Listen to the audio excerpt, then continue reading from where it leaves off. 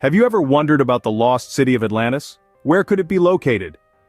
The mystery of Atlantis has captivated imaginations for centuries.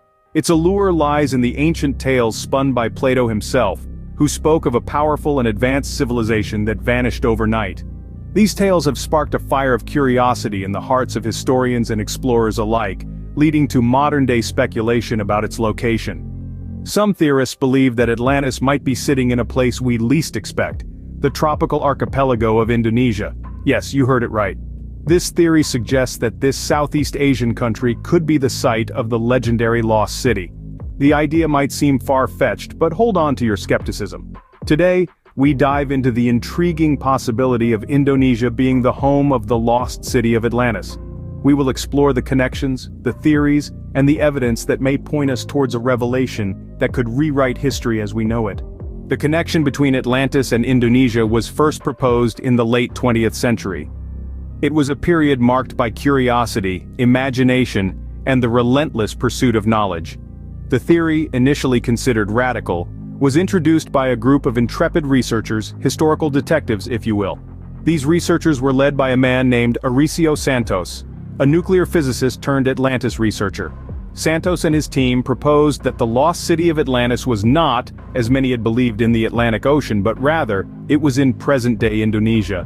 They put forth the notion that the ancient Sundaland, a massive Southeast Asian peninsula that was partially submerged around 12,000 years ago, was the real location of the legendary Atlantis. The evidence that led Santos and his team to this hypothesis was a fascinating blend of science, historical texts, and geographical analysis. They pointed to the striking similarities between Plato's description of Atlantis and the topography of Sundaland. Additionally, they referenced ancient texts from India and the Middle East that mentioned a great island rich in gold, spices, and exotic wildlife, which matched the wealth of natural resources found in Indonesia. Santos's team also noted the advanced maritime capabilities of the early Indonesian people, suggesting they could be the descendants of the technologically sophisticated Atlanteans. They pointed to the Borobudur Temple in central Java, a magnificent structure built without the use of mortar, as possible evidence of advanced ancient technology. The researchers also used geological evidence, such as the catastrophic eruption of the Toba supervolcano approximately 74,000 years ago, to support their theory. They argued that such cataclysmic events could have submerged the ancient Sundaland, leading to the disappearance of Atlantis. The evidence suggested a compelling link, but of course more research was needed to substantiate these claims. The Atlantis-Indonesia theory, while intriguing, remains one of many in the ongoing quest to find the lost city. As we delve deeper into the mystery of Atlantis, we continue to uncover more questions than answers, keeping the legend alive and the search ongoing. A key piece of evidence supporting the Indonesia-Atlantis theory is the Sundaland hypothesis. Now, you might be wondering, what exactly is this Sundaland hypothesis? Well, it's a geological theory that suggests a significant portion of Southeast Asia, including parts of Indonesia, was once above water, a vast, contiguous landmass known as Sundaland. Let's dive a little deeper. The Sundaland hypothesis is rooted in the science of geology and historical sea level changes. Around 20,000 years ago, during the last ice age, global sea levels were much lower than they are today. This is because a large amount of the Earth's water was locked up in ice caps and glaciers. As a result, large areas of the continental shelf were exposed, creating the extended landmass of Sundaland. This region encompassed present-day Indonesia, Malaysia, the Philippines, and Borneo, stretching all the way to the Indo-Chinese peninsula. However, as the ice age ended and the planet warmed, these ice caps and glaciers began to melt. The resulting increase in sea levels gradually submerged large parts of Sundaland beneath the ocean's surface. Today, only the highest regions of this ancient landmass remain above water, forming the islands and peninsulas that we see on modern maps. But here's where it gets interesting. The Sundaland hypothesis suggests that this now submerged region could have been the site of the lost city of Atlantis. After all, it was a vast, fertile land, rich in biodiversity, and it was located at a crossroads of early human migration routes. It had all the resources needed to support a thriving civilization. Moreover, the gradual submersion of Sundaland aligns with descriptions of Atlantis disappearing beneath the waves in a single day and night of misfortune. Could it be that the day and night were metaphorical, representing a longer period of time over which Atlantis or Sundaland was lost to the sea? If true, the Sundaland hypothesis could place Atlantis right in Indonesia. This intriguing theory adds another layer to the millennia-old mystery of Atlantis and its location. But as with any theory, it's not without its skeptics, and the search for the lost city continues.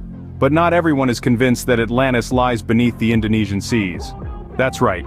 The Atlantis-Indonesia theory, while intriguing, has its fair share of critics.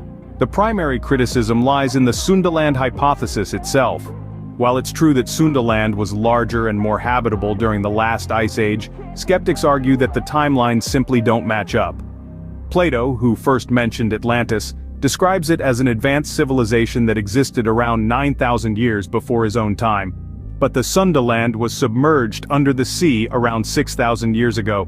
That's a 3,000-year discrepancy that the proponents of the Atlantis-Indonesia theory have yet to convincingly explain. Moreover, the Atlantis tale speaks of a city, not a continent. The descriptions of Atlantis as a city with concentric rings of water and land is hard to reconcile with the geography of Sundaland. Unless we assume that Plato's account was heavily exaggerated or metaphorical, the Sundaland simply does not fit the bill. Then there's the issue of other contradicting theories about the location of Atlantis. Some believe it was in the Mediterranean, others suggest it was in the Caribbean or even Antarctica. Each of these theories has its own set of evidence and arguments, which further muddles the water. Critics also point out that the Atlantis-Indonesia theory relies heavily on the work of one man, Dani Irwanto. While Irwanto's research is thorough, relying on a single researcher's work does not make for a robust scientific theory. Science thrives on collaborative efforts and multiple perspectives, and in that regard, the Atlantis-Indonesia theory falls short. In essence, while the Atlantis-Indonesia theory might seem tantalizing, it is riddled with inconsistencies and doubts. Critics argue that the evidence is too circumstantial and the arguments too tenuous to be convincing. Despite these criticisms, the Atlantis-Indonesia theory remains an intriguing possibility. After all, the mystery of Atlantis has captivated us for millennia, and the search for its true location continues to be a tantalizing pursuit. The search for Atlantis continues, and the Indonesia theory is just one of many. The allure of the lost city has never waned, and it's this enduring fascination that continues to drive researchers, historians, and explorers in their relentless pursuit of the truth. In the course of our discussion today, we've delved into the intriguing possibility of Atlantis being in Indonesia. We've explored the Sundaland theory, which postulates that the now submerged region of Sundaland could potentially be the location of the lost city. The theory has given rise to a great deal of debate and has offered a fresh perspective in the ongoing quest for Atlantis. However, it's important to remember that Atlantis is a puzzle with many missing pieces. While the Sundaland theory provides an interesting angle, there are other theories equally compelling that place Atlantis in different parts of the world. From the Mediterranean to the Caribbean, from Africa to Europe, each theory brings with it a unique set of arguments and evidence. The Atlantis-Indonesia Connection is just one piece of a much larger jigsaw. Researchers are continually scrutinizing this theory, along with others, using an array of scientific tools and methodologies. From seismic studies to archaeological digs, from ancient texts to modern satellite imaging, every possible avenue is being explored to validate or refute these theories. The broader search for Atlantis is an ongoing journey. It's a journey marked by endless questions, occasional breakthroughs, and more than a few dead ends. Yet, it's this very uncertainty, this mystery, that makes the search so captivating. In conclusion, the quest for Atlantis is far from over.